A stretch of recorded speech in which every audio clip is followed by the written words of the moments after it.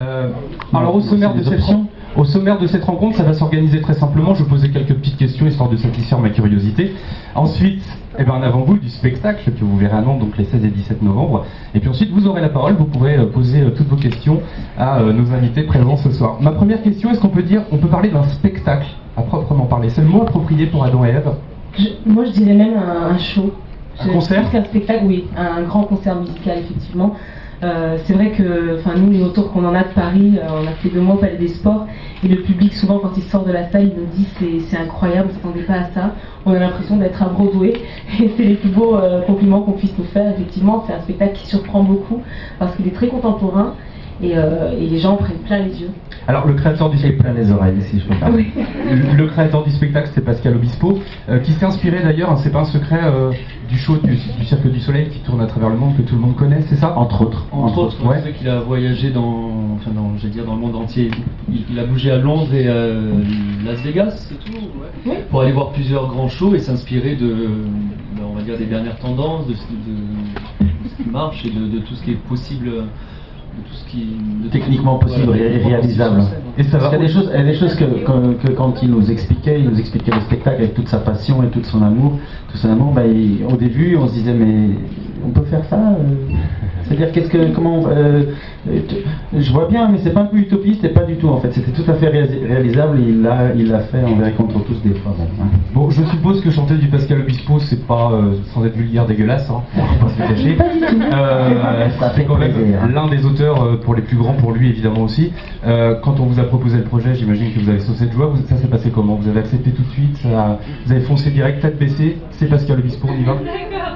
C'est vrai que c'est une caution, comme vous dites, dans le monde de la chanson française, mais aussi dans les comédies musicales. Donc Pascal Obispo qui t'appelle après avoir fait les 10 commandements, t'es pas inquiet, quoi. Ouais, ça devrait bien se passer. Et comment c'est passé pour toi, du coup, Thierry? Explique-nous. Rapidement, sans rentrer dans les détails évidemment, mais... Nous on s'était déjà croisés, donc c'est vrai qu'il m'a envoyé un truc très simple, c'est un texto en fait pour me dire salut, c'est Pascal, rappelle-moi. Et donc je l'ai appelé pour savoir ce qu'il voulait. Et donc c'était pour me proposer donc de faire Adam dans sa nouvelle comédie musicale, et il fallait que je dise oui ou non. Et donc pour toutes ces raisons, j'ai dit oui, tout simplement. Moi, rapidement aussi, c'est le directeur de casting en fait qui m'a envoyé un message par internet, tout simplement en m'expliquant Citons-le, Bruno Bermérès. Classe. Et en fait, sur le message, il me disait pareil, c'est très simple. Pascal Obispo fait une nouvelle comédie musicale, Adam et Ève. Il recherche pour le rôle d'Ève une chanteuse métisse. Tu corresponds aux critères. Est-ce que ça te dit de monter sur Paris par le casting?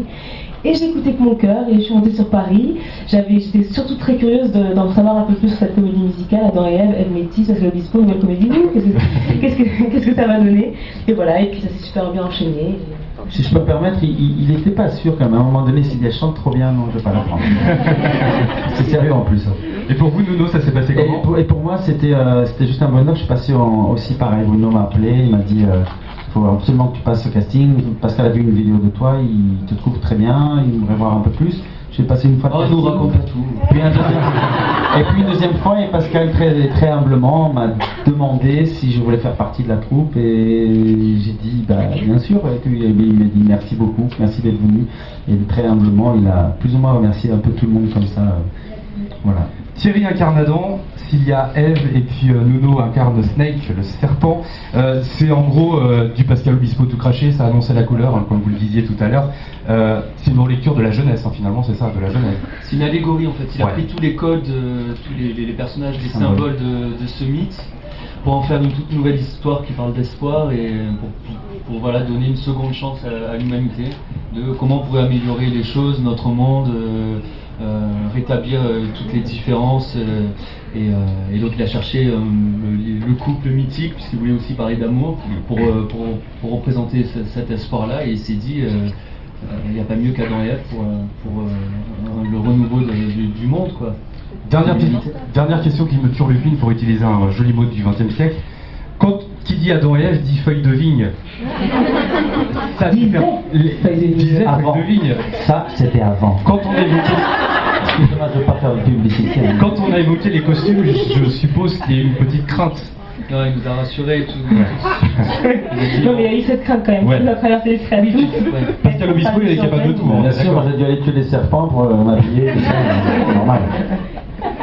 Non, mais c'est vrai que Pascal nous a dit rapidement, ne vous inquiétez pas. Et surtout à moi, justement, il m'a dit ça, ne t'inquiète pas, Sylvia, tu ne seras pas nue sur scène. Tu auras des robes, bon, certes très dénudées, mais... Il avait menti. Il devait En tournée, ça sera différent, peut-être, on sait jamais.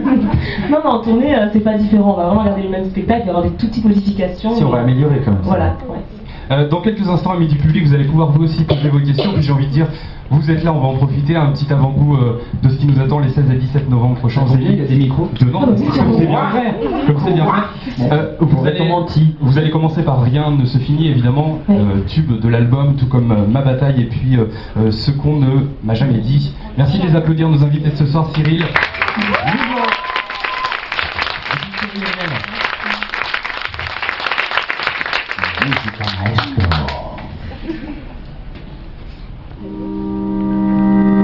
Partir avec l'impression d'avoir fait son devoir, quelles que soient ses ambitions, son histoire. Même qu'il n'y a qu'une raison à sa vie ici-bas, qu'on laisse une trace ou non derrière soi. On s'en va.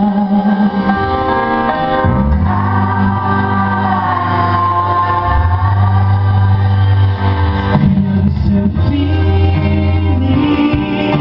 après nous. Il reste encore la vie après nous. Rien ne s'arrête jamais. Il y a un après.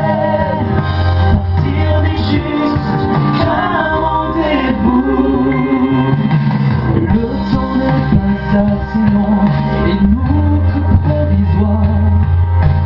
À peine le temps d'un pardon, d'un espoir.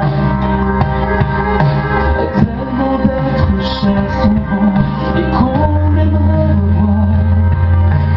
Sur du marbre, juste un nom, c'est trop tard. On s'en va.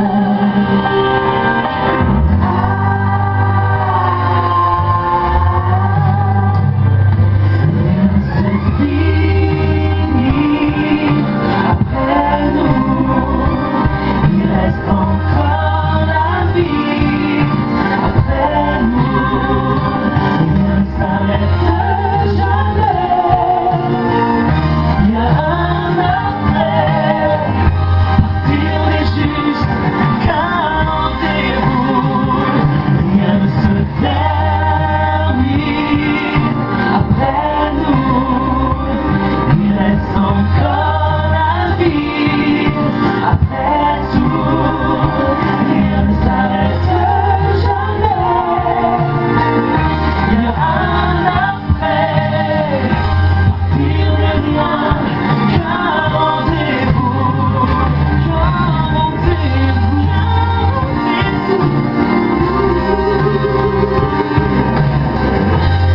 Les serpents là, que dans la salle, souvent on fait ça, tiens. Et c'est génial de voir 4000 personnes, enfin 2005, je crois, 4000, faire ça. Pendant le chant de finale, c'est incroyable. Allez, tous ensemble! Rien ne se finit après nous. Il reste encore la vie après nous. Rien ne s'arrête jamais. Il y a un après. Partir n'est juste qu'un rendez-vous.